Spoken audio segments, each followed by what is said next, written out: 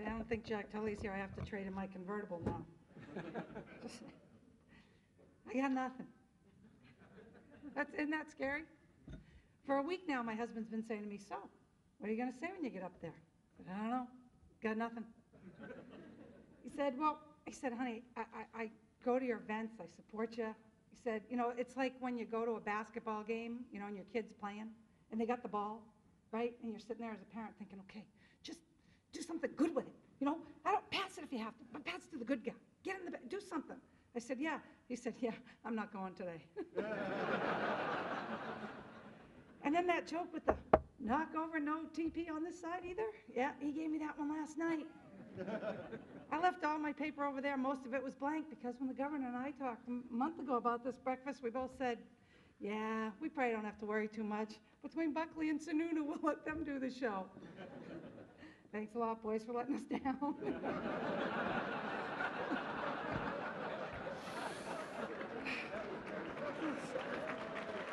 I don't know whether... How many of you are here for the Plus Company this morning, right? How many, and you can be here for more than one purpose, I'll just cheat and tell you that ahead of time. How many of you are here because you're convinced that at least some politician is going to say something that gives you something to talk about for the next couple of months? Come on, some of you, let's see. All right, well, how many of you went to the Chamber of Commerce's comedy night last week?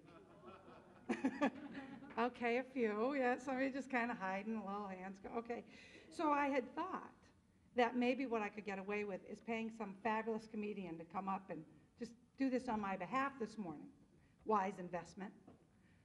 Although a week ago at the Chamber of Commerce comedy night, somebody, not such a good comedian, tried that out for me, and well, it didn't work out so well. And for those of you that weren't there, well, I would encourage you to ask those that were there.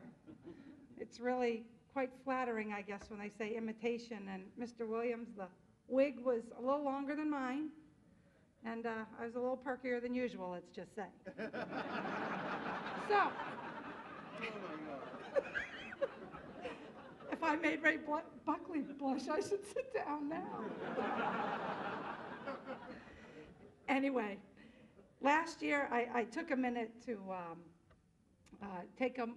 talk about, I can't remember exactly what I called it, but for now I'm going to start calling it the Mayor's Humble Pie.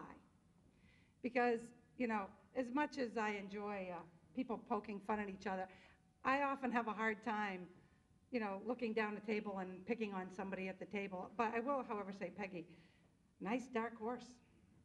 Who knew? I'm telling you, I'm impressed. I don't think you're here because you're a Democrat. I think you're here because you're a woman. But, whatever works. But I think that it's important that all of us that have an opportunity to serve the public remember that that's really what our job is. We're serving the public. And the public is very entertaining on any number of levels. And so I thought I would share with you two what I call humble pie occurrences in the past year that I think warrant some humor, or did warrant some humor that you might enjoy. As Peggy pointed out, I'm French-Canadian. I really didn't know you could separate them, but then again, I'm French-Canadian, so. So I was at the French-Canadian brunch, and it's a wonderful event, and I was at a table, and one of the guests there said to me, you're going to get up and speak, right? I said, no, I don't have to get up and speak. We'll just kind of enjoy the day, and they had planned speakers. I wasn't on the list. Don't worry about it. 5 minutes go by. You're going to speak, right? I said, well, please. I said, okay, I'll get up and say something. Now, again, I had nothing, but I talked about how important our heritage is as French Canadians and how important it is to look back. And I was telling a story, and I wasn't going to talk about my son today because his boss is here again. He was at the State of the City address and repeated everything to my son, so that was a bad move on my part. But my son was asking me about pictures hanging on the wall in our kitchen, and I had to phone my mother at like 8 o'clock at night and work through, who are the people on the wall and how are they related. And so I was naming a couple names as I was giving this talk to the French breakfast. And so one guy yells out, cousin! I thought, okay, well, it is a small city, many French Canadians. So when we were done, when I was done, I'm walking back to the table, gives me this great big hug, you know. We're related, it's awesome, you know, great. I don't really know we're related, could be how many cousins removed. So I sit down at the table and he comes over and he says to me, so, he says, I'm doing a dance there at the Elks Club. It's the Canuck night. I think maybe you want to come with me, do a little dance. I thought, thinking of having nothing. I said, well, sure, you know, I'd be interested in coming. You're selling tickets? He said, yeah. I said, okay, good. And I said, you know, if you want to just give my office a call, you know. He says, well, I can tell you the date there. I said, well, I don't have my calendar, and I don't want to tell you I can come to something if I can't come, you know. He said, no. He said, okay, I'll call your office. So I get a pen, takes off his name tag. He says, put your number there on the tag. So I write it down, put down my secretary Brenda's name, and I say to him, that's my secretary Brenda. If you call, you got a secretary? I said, I do. He says, well, how busy can you be? I thought, oh, man. I said, well, it's a big city. Oh, no, he says, you're the mayor of the whole city? I thought you were the mayor of this group there. I did go to the dance, and he was really happy to see me. The second one, in the spirit of nonprofits, for those of you that don't know, before I was elected mayor, I served for a very long time on a local nonprofit, with a local nonprofit. And I've served on many boards over the years.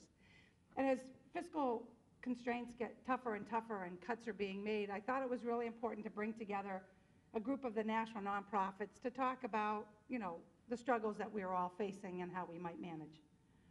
So I have a room of probably about 100 people up in the third floor auditorium at City Hall.